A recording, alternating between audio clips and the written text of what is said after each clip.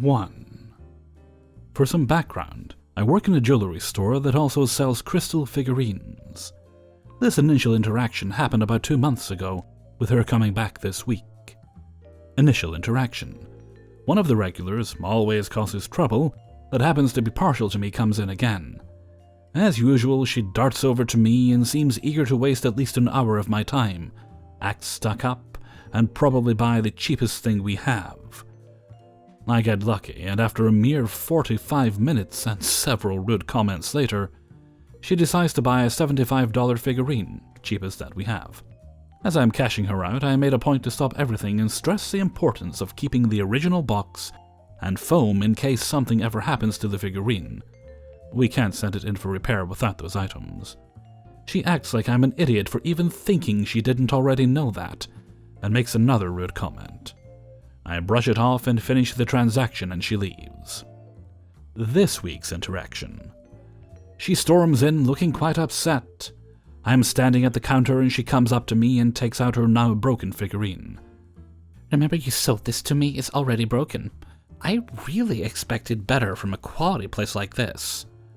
Oh no, how did it break? I dropped it while moving some papers on my desk before going to court. I'm a lawyer, you know. Yeah, these figurines are quite fragile and will likely break if dropped. We can still send it in to be repaired if you still have the original box and foam. Why would I have that? I threw that garbage away. Ma'am, at the time of purchase, I stressed the importance of keeping the box so we could send it back. Without the box, we can't do anything. That's ridiculous. Why not? If we mail this item, it'll most likely get damaged on its way to the repair center, or on its way back, which is out of our responsibility. We need the box and foam customized for that item so we can safely send it. You don't have extra boxes? A company like this must have extra boxes. No, ma'am. Unfortunately, we don't have the space or resources to house extra boxes and foam for every figurine we've ever sold. Where's your manager? He's out for lunch. Come back in half an hour and he'll be here. 30 minutes later. This is ridiculous. There must be a contingency plan for those that don't keep their boxes. Unfortunately not, ma'am. Customers are told to keep their box. Whether they do or don't is up to them, along with any consequences. What a ridiculous policy. And I overheard the associates tell a customer, you're only here 3 days a week. What kind of manager are you? Actually, I split my time between 3 different locations, so I often work 6 or 7 days a week. Fine, I guess that's okay then. She leaves. 2 days later, we got a call from customer service about her complaint. The manager informed the customer service agent of the company's policy, and if she wanted to pay for the repair with her own money, she was welcome to do so. But we would not be sending it. 2. Some Tesco stores in Hungary have a so-called scan-in-shop service. Also, they have Tesco stores in Hungary. In some countries, it is known as scan-as-you-shop. This service can be used either with a mobile app or a portable barcode scanner they provide. In the second case, you scan your club card, get a scanner, scan barcodes from all products you place into your cart, then scan something else at self-checkout, and pay there quickly. So it is nice, fast, and easy. And if you shop with friends or family, it is easier to share a scanner, and still have the phone on you, than using the app. It is a good system, most of the time. The most important advantage is speed, so we can save time. We can also keep track of the cost of our shopping spree for the whole time. And we don't have to lift anything at the checkout, so it is easier. I'm not sure if it's an advantage or disadvantage, but sometimes it can attract I don't work here lady moments, and can lead to free Reddit karma. I wonder why Tesco doesn't mention that part in their advertisements. Who wouldn't want free Reddit karma along with their groceries? Sometimes our employees at checkout verify some random items to see if they are properly scanned. If you scan and then delete items, this verification, and the wait for it is far more often. So you usually don't want to delete already scanned items. As you can guess, plenty of customers simply don't notice the scanners at the entrance and at the self-checkout. They want to get past those areas quickly, but they might notice it when you use it, even years after their introduction. Mostly when they need help and look for any potential help, As you rarely encounter staff there, it is often some option. Often it is easy to tell them what it is, how they can get their scanner. They might recognize the advantages, even if they had other questions. Where is this? Is X in stock, etc. After any possible answer, even the "I don't work here" lady type, it is easy to add that the barcode scanner that might have confused them is there for this type of shopping. Except for Karen encounters. Karens here are a bit different from US-based Karens for several reasons. First, they haven't even learned to say "excuse me," so they start their rude behaviors without showing basic manners. There is something even worse about our wild Karens. When you are used to having privilege, equality feels like oppression. And when they act entitled, controlling, etc., they learn that they can do that because they just stand up for themselves as a woman. And when you dare to say no to their demands, you don't appreciate them enough, and that lack of respect should be seen as psychological violence. And because you don't treat them as a superior desirable who deserves everything, well, now that is another problem. How and why they learn this both at home and in the world doesn't belong there. Because, even without mentioning parties or politicians, it would be politics. And this source of entitled behavior seems to be present in overseas Karens too, but some of the local Karens even tell you they can be rude because of their gender, and they shouldn't face criticism for it, again because of their gender. Original dialogue was in Hungarian, and it is paraphrased. As I was shopping, I got a phone call, and I had to log into a system on my phone, so it was mostly a work-related call. So at the time of the Karen encounter, I've actually worked, but not for the store. "Hey you! Asshole with that scanner!" As I said, our local Karens often blame their behavior on families where they don't learn "excuse me" or "hello." I turned to her, already angry at her comment, and tried to greet her with a "hello." Too bad I wasn't able to even finish that. Karen wore some heavy makeup, business dress, some ID on that dress, mentioning her name, job, etc. A lanyard with some RFID card on her photo, name and logo of a bank. "I'm already late, and you don't pay attention. I waited for minutes. I want these prices checked now." "I am busy." "I don't care what stupid game keeps you busy. You should price check my items now. I am a woman and a customer." "It isn't a game now, but it's work." "Do your job, you useless shit. Men are so useless now." I have turned away from her for some malicious compliance. While my job involves everything from consultancy, managing systems, finding solutions to complex IT problems, helping full-time developers, etc., so it was a moment where I had to decide if some warnings about legitimate outgoing mail traffic, leaked email password used to spam, a hacked page used to spam, or any other similar problem. Something easy but urgent. We aren't formal with our clients. They aren't always right, so I don't have a customer service smile, and I rarely have to endure stupidity, and often have a chance to retaliate. For that time I have my operator from hell grin. Outgoing spam is urgent because if you don't stop, the whole server can be blacklisted, and in such cases disregarding all outgoing mail from the mail user, suspending his login, etc., are the first few steps. So my malicious compliance meant ignoring one Karen, suspending a careless user, and as I already had to use the phone, I was able to start recording stuff. Sorry, sharing the video would be a GDPR violation, so you can't see the floor of Tesco, you can't hear a Karen shrieking in Hungarian either. At this point our wild Karen tried to grab me. Then she tried to fight for the barcode scanner, shrieking obscenities in the process. I tried to tell her to leave me alone. That didn't work. Replying to some of her insults, on the one hand, had visible and audible effects. When she tried to explain that I should be happy with the fact that she is even talking to me, I kindly explained that at first she confused me with a store employee. Now she is confusing me with a recycle bin for plastic. That was enough to free myself and keep the shopping cart between me and Karen. Wonderful. I even had some time to fiddle with my phone. Well, lucky me. Karen has a lanyard and a visible photo ID. It wasn't hard to find both her official email address, her Skype, Facebook, LinkedIn, etc. So soon she had to play with her phone as well. More time for me, and a better chance to keep her less entertained with a few more notifications. She was dumb enough and slow enough, so I was able to buy some time. The next step was easy. She got an email. Do you know that when you send email, the form field isn't verified? So it was from some HR and discipline department, etc. As she was focused on her anger and how she's gonna be late, She thought it was official. The email advised her to report to HR and explain why they got complaints about the sexist harassing behavior against a poor guy in a Tesco, along with the phone number of a high-level HR manager of the said bank. Such behavior while having a company ID is unprofessional, so she better call HR now and report there as soon as possible. Soon she was yelling on the phone about how she had to put that guy in place, etc. So in essence, she had admitted her behavior to HR and shown how rude, etc. she can be. Well, she was busy long enough to let me escape. Also, she forgot about her shopping. A day later, I have checked her LinkedIn and Facebook profiles. Well, there were changes. Namely, the bank was now only her former employer, and her Facebook was full of public posts where she fumed how the patriarchy oppresses her, and she cannot make sexist attacks against men without consequences. Her profile was an interesting read, as she was divorced, and already blamed the patriarchy because the father got custody of their daughter, and she had to pay child support.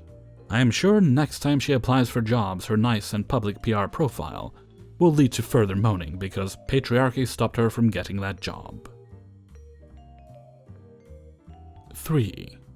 So I was working at the customer service desk at a large grocery store for quite some time. While most customers are great, I do have experience dealing with angry and at times unruly customers, as it basically serves as a complaint department. This one customer, however, will always stick out. It was my last hour of work on a slow night, so I was by myself until the desk closes. A woman comes in and goes straight to my desk. If it matters, I am a male in my early 20s at the time, and the customer was probably in her mid to late 50s. She has me process a return and then buy some lottery tickets. Simple. I go back to cleaning up my area when, about a minute later, the customer comes back in and goes back to my desk. "I think I left my phone here. Did you find it?" she asks.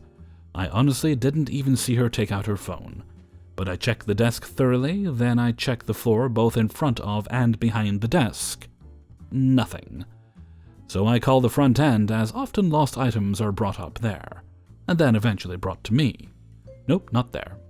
So I use the walkie to ask the floor employees to keep an eye out for a phone, and I turn back to the customer. "Sorry, ma'am," I say. "It doesn't appear anyone in the store has seen your phone, but if I can take down your name and a number I can contact you on, we'll let you know if and when we find it."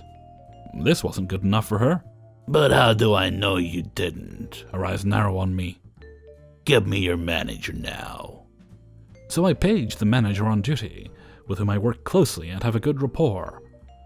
And when he arrives, she takes him away from the desk but well within earshot of me and proceeds to go off. She starts laying in that I probably stole her phone and must have hidden it. She even mentions I'm probably going to give it to my friend or sell it for drug money. I kid you not, she says this as if it's the most logical conclusion. She demands that the security footage must be checked immediately. Now, despite the fact that cameras are always recording, the loss prevention people aren't always in store, this being such a time. No one else, not even the managers, have keys to their office for security reasons. The manager explains this to her and eventually gets her information taken down, so they can call her when the footage is checked. She then demands that I at least be checked, which I would have been fine with, but he refuses. She finally leaves, but not before giving me the death stare. My manager comes over and apologizes for the experience and asks if I need to take a few minutes. I said no, as it's about 30 minutes until I have to leave anyway, and I'll be okay. A couple minutes later, I noticed her coming back in. Oh boy, round two, I thought to myself. But she goes past me and finds the manager who's in the middle of the store, but I can see them in the distance. I notice her saying something to him real quick and then leaving. The manager then comes to me, shaking his head and kinda laughing. She apparently told him that she found the phone on the floor of her car, then immediately left without waiting for a response. We both laugh it off, but I was pretty upset she didn't at least offer an apology. I get that she was pissed, but why was her immediate assumption that I was a thief? 4. A bit of backstory.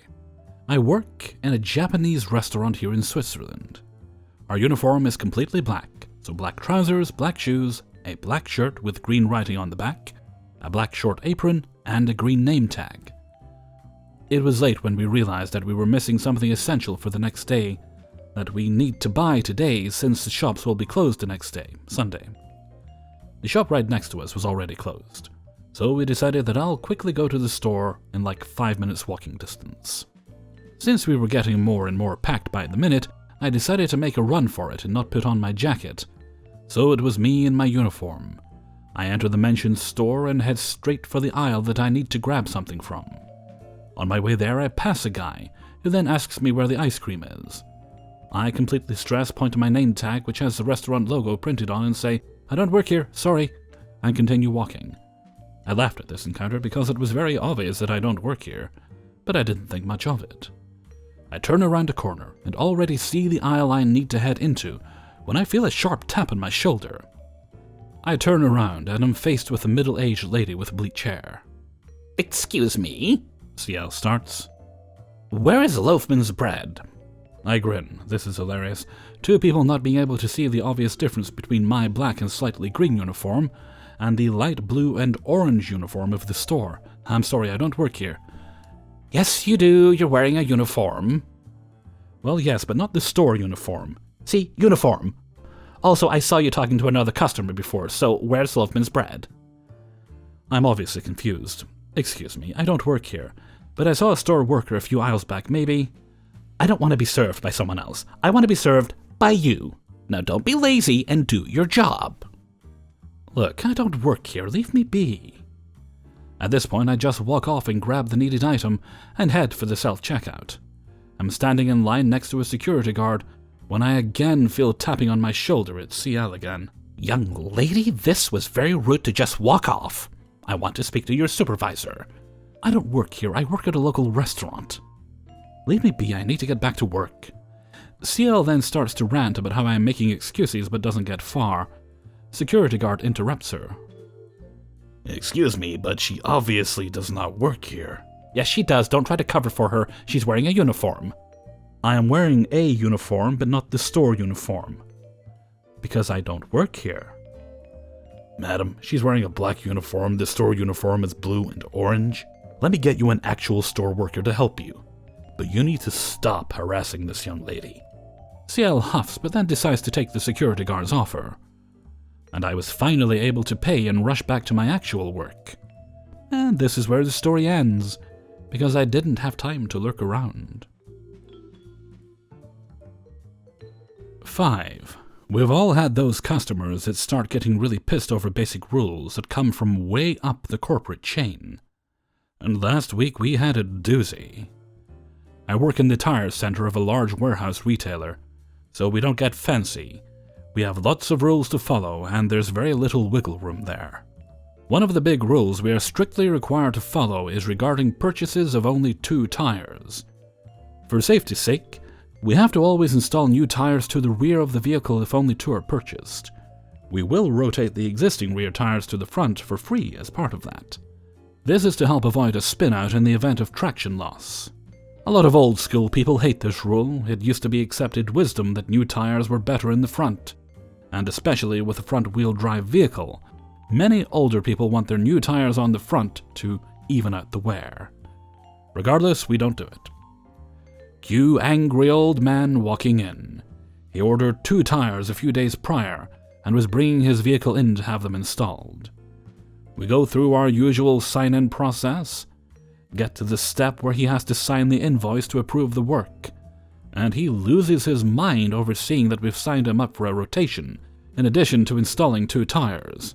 He swears up and down that no one told him, that it's his right to get tires installed however he pleases, that he's a paying customer. Blah blah blah. The usual. I supervise the work occasionally, but thankfully wasn't that day, so while angry old man is yelling at my poor co-worker who happened to be signing him in, I run and get the supervisor on duty. Supervisor starts trying to calmly explain that this is corporate policy, and for his safety, but he's not having it. He demands to speak to the manager, of course. Unluckily for him, our manager was in that day, and he also follows policy. Angry old man is not happy. He wants to talk to my manager's manager. We try to explain that the store manager doesn't know anything about tires and won't overrule corporate policy. But angry old man doesn't care. So the store manager comes down, talks to the guy to see what's going on, and immediately asks my manager what we're supposed to do, because as we explained, he runs this store, he doesn't install tires. This really sets off Angry Old Man. Now he's ranting about how we're all incompetent, and he wants to talk to one of those corporate people that are setting the unreasonable policy. During all of this, I have been busy signing up multiple other customers, doing price quotes, selling car batteries, etc., as my supervisor goes to get our regional manager on the phone, the guy who sets corporate policy. I'm signing up a guy for new tires on his Tesla. Tesla guy has been patiently waiting in line. I try to deal with everyone ahead of him, and while the rest of my co-workers try to placate Angry Old Man, Tesla guy finally snaps. He scolds Angry Old Man for giving us a hard time when we're just doing our jobs, following the rules, and are actually just trying to keep him safe. Angry Old Man just scoffs and tells Tesla guy to mind his own business and buy his tires. But Tesla guy isn't having it. While I run to get his tires, I can hear Tesla guy laying into Angry Old Man about how he should be ashamed, how everyone could have been done and on their way if he wasn't wasting time, and how incredibly rude he's been. Angry Old Man is left sputtering, and my supervisor comes back with our regional manager on the phone. Angry Old Man talks to regional for about 30 seconds before angrily hanging up, signing the paper and walking out the door without another word. A little while later, when Angry Old Man picks up his car, I do happen to be the one who gets to deal with him directly, and he snaps at me about how he's going to cut up his membership card, how we've lost a valuable customer, and then my store can take policy and shove it up our asses. Tesla guy, you're my hero. Angry Old Man, I just hope your inevitable heart attack doesn't happen when you're driving. But at least your car will drive straight if it does. Hey everyone, Hellfreezer here, and thank you very much for listening to Adventures in Fast Food and Retail, number 82. And thank you very much to everybody who allowed me to use their stories in this video. Well, I'm afraid I come to you today with sad tidings. One of our friends in the Hellfreezer community, one of your fellow listeners, viewers, passed away on Sunday. His name was Greg Lawless. Greg was 59 years old. He would have been 60 this August.